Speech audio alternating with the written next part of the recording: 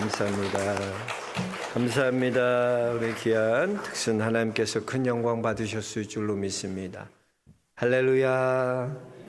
예, 오늘 거룩하고 복된 주님의 날입니다. 주님의 날, 주의 자녀들이 이렇게 함께 모여 하나님 예배할 수 있는 것 큰 은혜고 축복인 줄 믿습니다. 오늘 여러분 주님 앞에 마음을 다하시고 뜻을 다하고 힘을 다하여 우리 하나님 예배할 때 하나님께서 우리 모두에게 한없는 은혜와 평강으로 충만히 채워 주실 것을 믿습니다.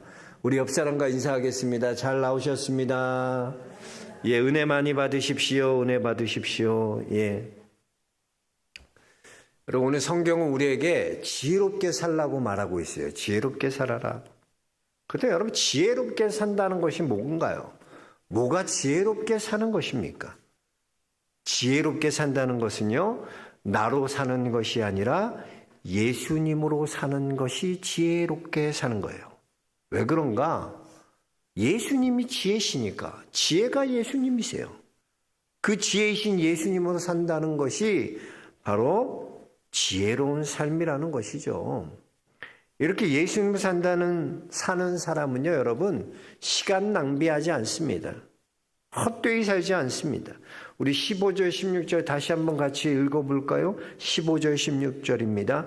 그런즉 너희가 어떻게 해야 할지를 주의하여 지혜 없는 자같이 하지 말고 오직 지혜 있는 자같이 하여 세월을 아끼라.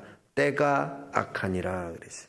여기 보면 세월을 아끼라 그랬는데 이 세월을 아끼라는 말을 우리 영어 버전의 킹 제임스 버전으로 보면요, 시간을 활용해라 라고 그랬어요. 시간을 활용해라.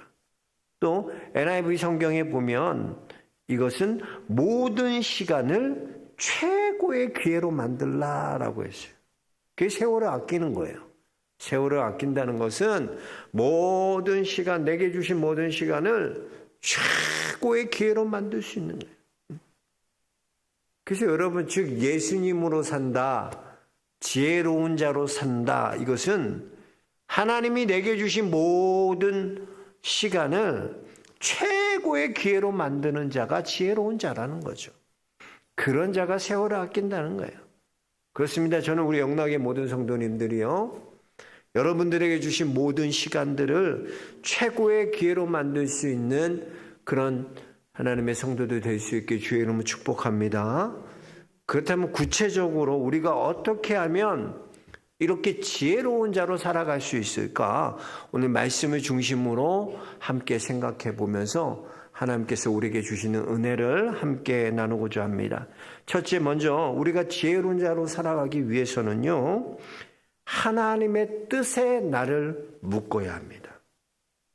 하나님의 뜻이 무엇인지 묻고 그 뜻을 알고 그 뜻에 나를 묶는 거예요. 우리 17절 말씀 다시 한번 같이 읽어보겠습니다. 그러므로 어리석은 자가 되지 말고 오직 주의 뜻이 무엇인가 이해하라. 그래서 무슨 말이냐? 어리석은 자 되지 말고 주의 뜻이 무엇인지 이해하라. 나의 뜻이 아니야. 나의 뜻은 어리석어요.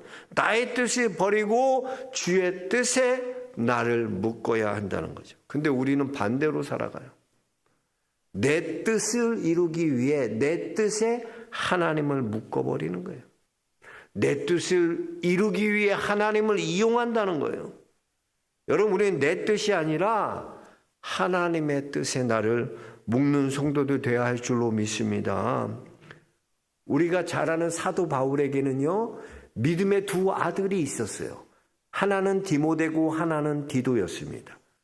친아들이 아니라 믿음의 아들. 바울 결혼 안 했어요. 오해하지 마세요. 그냥 믿음의 아들이라 그럽니다. 디도와 디모데가 있었는데 좀 둘은 다른 것 같아요. 왜냐하면 보면 이 바울은 디도보다는 디모데를 이렇게 더 많이 사랑했던 것 같아요. 생각해 보면 왜 디모데가 더 사랑받았을까, 디도보다? 생각해 보니까 디모데가 뭐 더 잘하는 게 없거든. 디모데가 더 연약하고 부족하고 우유부단하고 결정장애가 있고, 디모데는 항상 그런 면이에요. 근데 디도는 일을 너무나 잘 처리해요. 바울이 참 믿을 수 있게 일을 맡긴 사람은 누구냐면 사실은 디도야, 디도. 디모데 가면 그 일 잘 못해. 그럴 땐 다 디도 보내. 바울이 어려운 곳에 누구 보내냐면 다 디도 보내. 고린도 교회, 골치 아픈 교회도 디도 보내고, 나중에 디도 보내잖아요.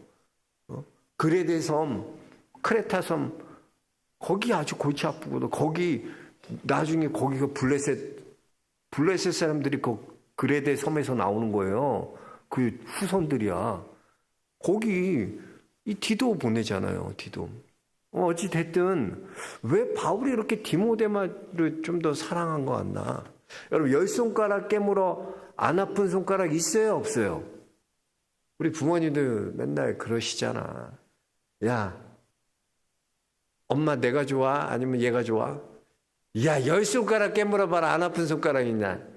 다 아프다는 거죠. 다 사랑한다는 거죠. 근데 더 아픈 손가락은 있어요. 다 아프지만 더 아픈 손가락이 있다는 거예요. 어떤 손가락이 더 아픕니까?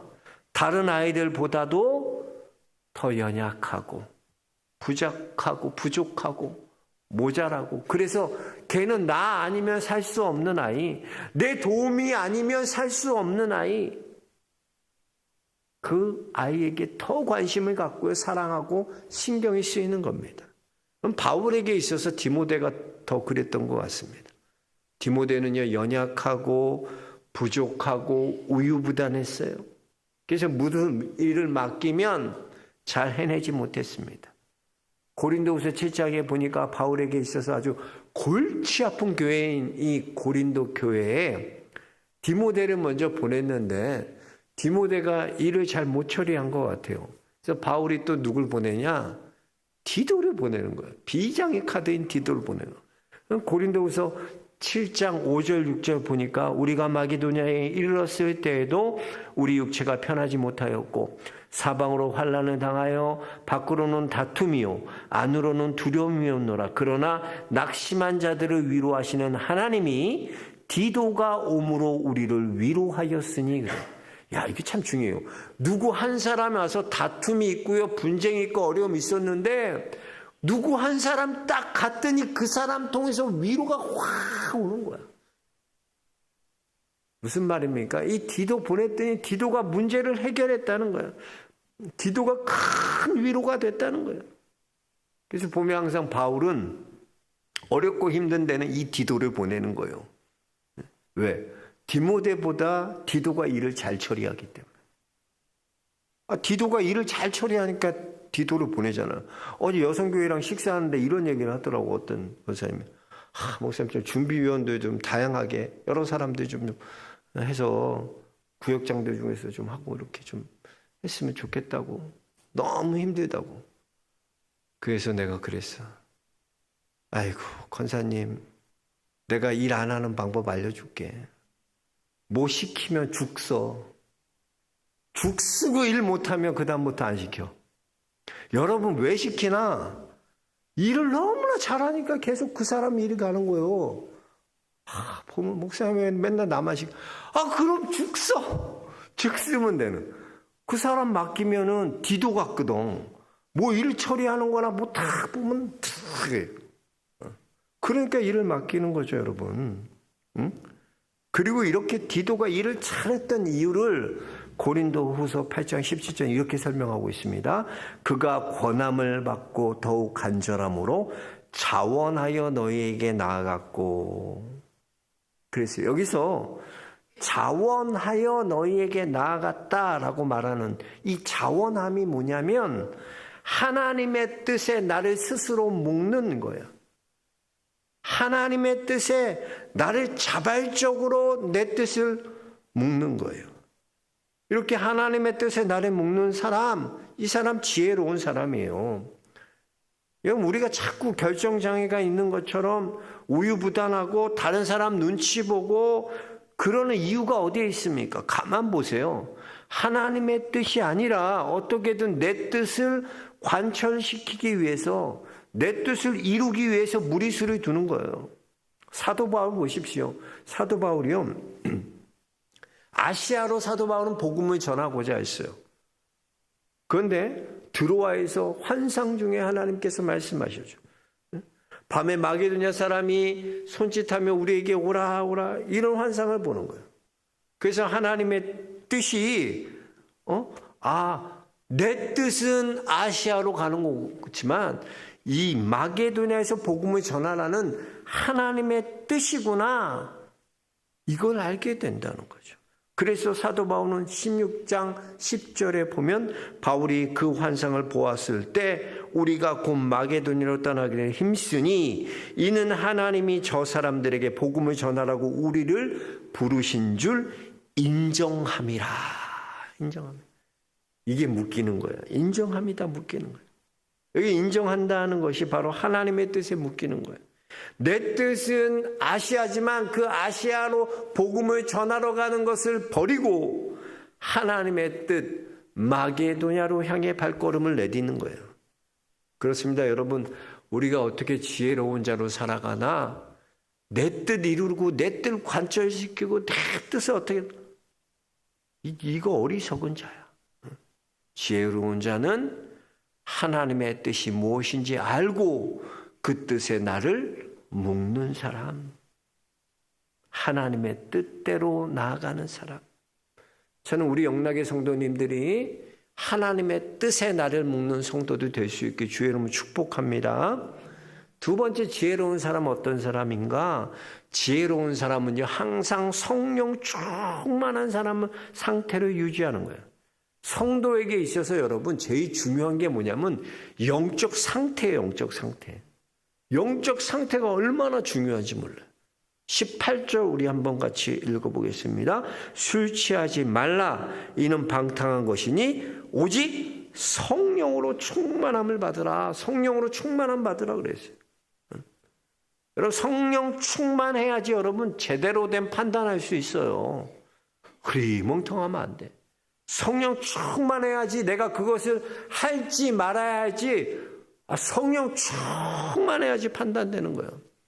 사람도 그래요. 내가 그 사람을 멀리 할지 가까이 할지 성령 충만해야 알 수 있어요. 알 수 있어요. 사람 속을 어떻게 알아? 근데 성령 충만하면 아는 거예요. 여러분, 육이 아니라 여러분 영이 강해지기를 힘쓰시길 축복합니다. 육은 좀 약해져도 괜찮아요. 그러나 여러분 영이 약해지면 안 되는 거예요. 영. 새벽 기도도 그렇잖아요. 우리의 육은 어때요? 맨날 5분만 더 눕자, 1분만 더 눕자, 좀 더 자자, 좀 더 눕자. 우리의 육은 그런데 우리의 육은 연약해서 그래. 그때 우리의 영이 우리의 육신을 끌고 새벽 기도로 나오는 거예요. 왜? 영이 강하기 때문에. 그 새벽 기도 승리하는 거예요. 몸은 좀 더 눕고 싶어, 자고 싶어. 근데 영이 붙잡고 육을 붙들고 이끌어가는 거예요. 여러분 삶에서 이걸 꼭 경험해야 돼. 성령이 이끌어 가시고 나를, 육이 이끌어가는 삶이 아니라 영이 나를 이끌어가서 내 육은 연약하고 부족한데도 영이 이끌어가는 거예요. 이거 우리 꼭 경험해야 돼요. 내 육이 아니라 내 영이 이끌어가는 걸 경험할 수 있는 성도도 될 수 있게 주의 이름 축복합니다. 자녀들도 마찬가지요. 영이 강한, 영을 강하게 키워야 돼. 영이 강한 자녀가 될 수 있도록 기도해야 돼. 어떤 교회에 믿음 좋은 고3 학생이 있었어요. 고3 학생이 아주 믿음이 좋아. 아빠는 장로님이고 엄마는 권사님이고 믿음이 너무 좋은. 근데 걔가 이제 시험이 얼마 안 남았는데, 수능이 얼마 안 남았는데 철야시에 금요철에 있어서 금요철에 간다고 막 입고 준비하고 나가려고 그러는데 엄마가 잡는 거야. 딱 막는 거야. 야, 너 지금 어디 가냐? 엄마, 나 지금 철야 가는데, 기도 가는데. 야야야, 기도는, 철야는 엄마가 할 테니까 너는 공부나 해. 공부나 해. 가만 들어보세요. 철야는, 기도는 내가 할 테니까 너는 공부만 해. 그게 아이를 돕는 걸까요? 아이가 그래서 좋은 대학 가고 좋은 직장 가면 뭐예요? 영이 약해 빠졌는데. 영을 강하게 키워야지 자녀를.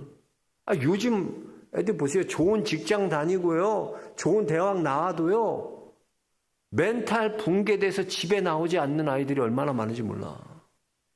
사람 눈도 못 마주쳐. 이 멘탈 붕괴 이게 얼마나 무섭습니까? 그런 사람들 많아요, 요즘요. 응? 한순간에 멘탈이 붕괴되는 거, 붕괴되는 거. 이번에 참 한국 시리즈 열받는데, 그 한국 시리즈에 LG가 우승했어요. LG가 우승했는데, LG가 우승할 만해. 공격 최고로 잘하잖아. 너무나 잘 치고, 실력에서 우리 하나보다 앞섰어요.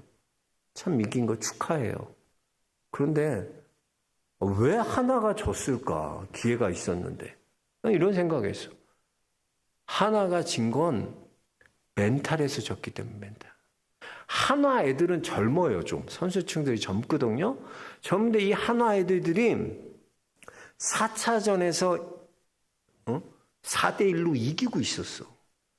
근데 9회에 역전패를 당한 거야. 4차전에서. 그거 이기면 2대2 동점이거든. 서로. 2승 2패거든. 근데 다 이긴 줄 아는 경기를 9회에 역전패를 당했어. 그래서 어이없이 져버렸어. 7대4로 져버렸어. 그러면서 젊은 애들이 내가 나와서 5차전 하는 거 보니까 멘탈이 나가서 다 멍해. 멘탈이 붕괴되니까 안 되는 거예요. 네. 여러분, 얼마나 여러분 영이 중요한 줄 아세요? 우리의 영적 상태가요, 항상 성령 충만함을 유지해야 지혜로운 자로 살아가는 거예요. 네? 맨날 육이 이끄는 대로 살아가면 안 돼. 육이 아니라 영이 우리를 이끌어가는. 우리의 육은 연약하고 부족하고 그러지만 그 부족한 우리의 육이 영이 우리의 육을 다 이끌어가는 그런 걸 경험할 수 있는 우리 영 지혜로운 성도도 될 수 있기 주의 이름으로 축복합니다. 세 번째 지혜로운 사람은요, 늘 찬송하는 사람이 지혜로운 거예요. 우리 19절 말씀 한번 같이 읽겠습니다. 19절입니다. 시와 찬송과 신령한 노래들로 서로 화답하며 너희의 마음으로 주께 노래하며 찬송하며 그랬어요. 찬송하라는 거죠. 찬송은 듣는 게 아닙니다. 우리는 찬송을 듣는다고 생각해요. 찬송은 듣는 게 아니에요, 여러분. 여러분의 들어서는 너무 좋다. 찬송은 우리의 입으로 부르는 거야. 입에서 나와야 돼, 찬송이. 네? 여러분, 하나님이 우리를 지으신 목적이 뭡니까? 이사야 43장 21절에 이렇게 말하고 있어요. 이 백성은 내가 나를 위하여 지었나니 나를 찬송하게 하려 함이라 말씀했어요. 여러분, 인간이 가장 인간다울 때가 언젠가? 하나님을 찬송할 때 인간이 가장 인간다운 거예요. 사도행전 16장에 보면 바울과 실라가 빌립보 감옥에 갇히게 됐어요. 16장 25절, 사도행전 16장 25절 26절입니다. 한밤중에 바울과 실라가 기도하고 하나님을 찬송하며 죄수들이 듣더라. 이에 갑자기 큰 지진이 나서 옥토가 움직이고 문이 곧 다 열리며 모든 사람이 메인 것이 다 벗어진지라 그랬어. 한밤중에 바울과 실라가 찬송했다는 거예요. 감옥에서 찬송했더니 큰 지진이 일어나서 옥문이 열리고 모든 사람의 메인 것들이 다 벗어져. 수갑이랑 모든 찼던 게 다 족쇄랑 다 벗겨졌다는 거예요. 여러분, 찬송할 때 닫혔던 문이 열림을 믿으시기 바랍니다. 찬송할 때 우리의 메인 모든 것들이 벗겨지는 거예요. 찬송에 놀라운 능력이 있는 거예요. 찬송을 부르세요. 찬송을 부르세요. 놀라운 일이 생깁니다. 찬송을 부르세요. 찬송 부르면 놀라운 일이 생겨요. 닫혔던 옥문이 열리고요. 닫혔던 우리의 문제가 열리고요. 메었던 모든 문제들이 해방되고 풀리는 놀라운 역사가 일어나요. 다윗이요, 사울을 피해서 아둘람굴로 도망갈 때 그때 보면 빚진 자, 환난당한 자, 원통한 자 한마디로 뭐예요? 사회 부적응한 400명이 함께 그 아둘람굴로 모여들었어요. 아둘람굴에서 뭘 했을까? 어떻게 하면 우리가 사울을 죽일까? 작당 모의하고 어떻게 할까? 그랬을까? 아니야. 아둘람굴에서 그들은 찬송했어. 그걸 어떻게 알 수 있냐면 시편 57편이 다윗이 그 아둘람굴에서 썼던 시편이 시편 57편이에요. 그 57편에 보면 다윗이 이렇게 고백합니다. 하나님이여 내 마음이 확정되고 내 마음이 확정되었사오니. 내 마음이 확정되고 확정되었사오니 믿음에 눈들어 주를 바라봅니다. 그 노래가 이 유명한 노래. 그게 시편 57편 노래예요. 내 마음이 확정되고 확정되었사오니 내가 노래하고 내가 찬송하리이다. 내가 만민 중에 주께 감사함. 내가 만민 중에 주께 감사하며 그 찬양. 이게 다 여기서 나온 거야. 내가 만민 중에. 주께 감사함. 문 나라 중에서 주를 찬송하리이다. 무릇 주의 인자는 커서 하늘에 미치고 주의 궁창은 진리는 궁창에 일어나니 하나님이여 주는 하늘 위에 들리시고 높이 들리시며 주의 영광이 온 세계 위에 높아지기를 원하노라.